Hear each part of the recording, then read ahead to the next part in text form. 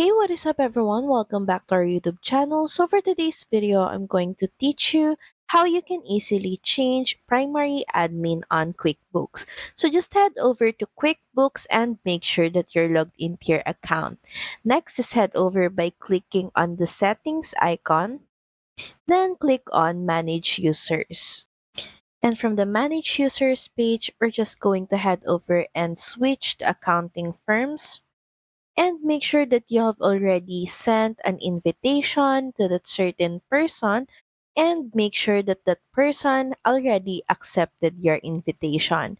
Next, in the action section, you should be able to see delete and a down button icon here. Just click on the down button. And from here, you have an option to make primary admin. And a reminder that this will only work once again that if the person already accepted your invitation. Just click on make primary admin. You will then be asked if you're sure to change primary admin to that certain person, then click on change primary admin. So that's pretty much it. Thank you very much for watching this video. I hope that you find this video helpful. And if you do, please don't forget to like, share, and subscribe to the channel. And I will see you again on the next one. Bye!